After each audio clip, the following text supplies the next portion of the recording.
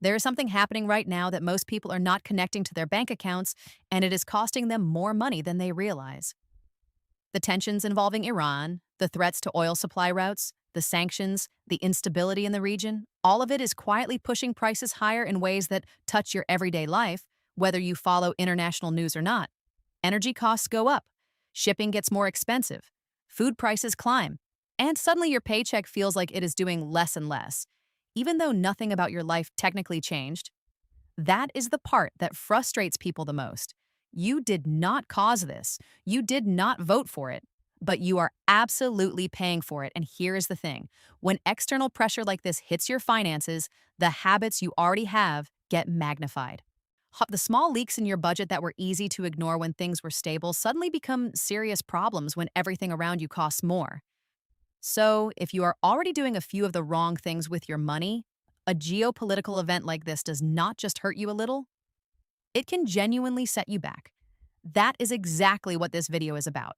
Because, yes, the situation with Iran is making life more expensive.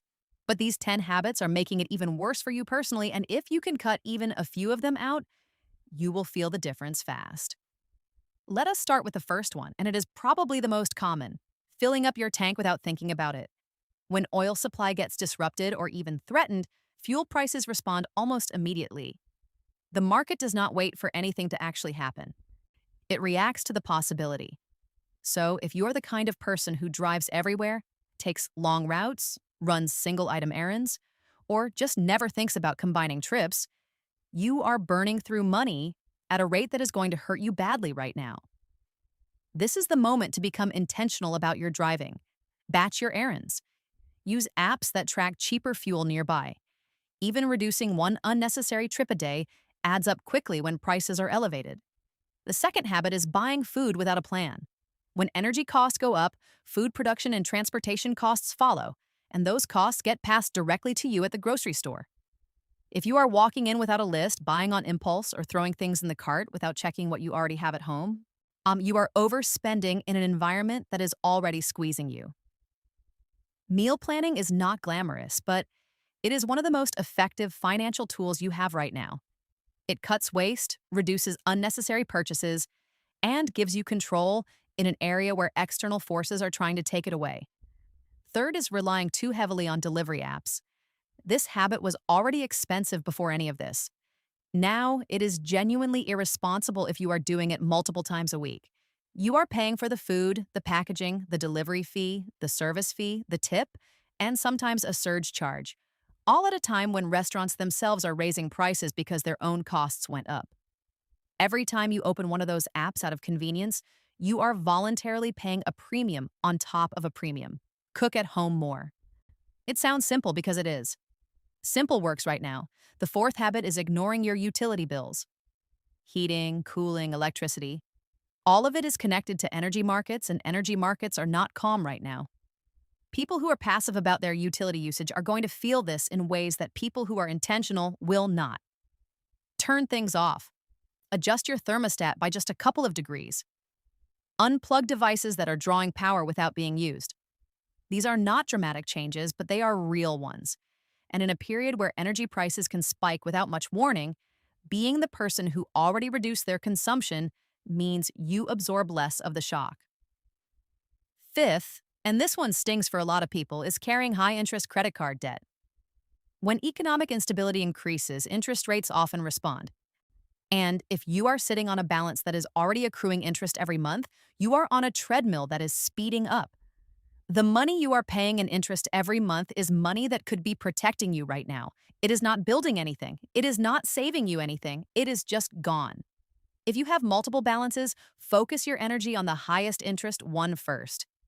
Even small extra payments make a real difference over time, and getting out from under that weight is one of the most freeing financial moves you can make in a period like this. The sixth habit is not having any liquid savings. This is the one that turns a hard situation into a crisis. When prices rise across the board, you need a cushion.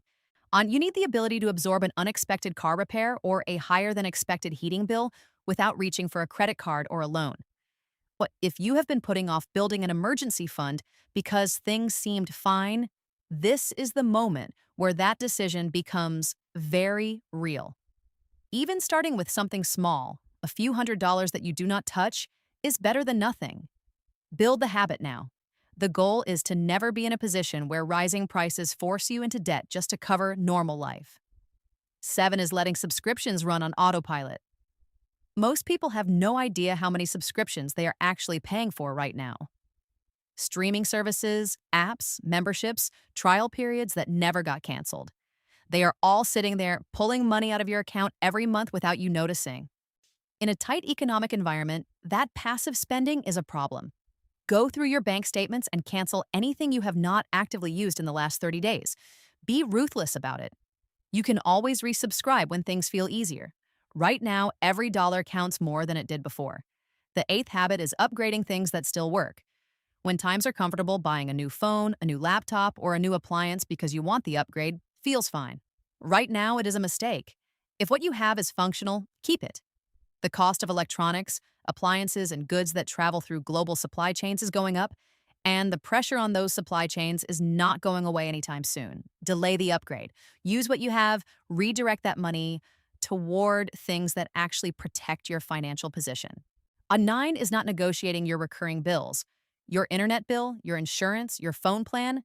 These companies have retention teams whose entire job is to keep you from leaving, and they have more flexibility than they will ever tell you up front.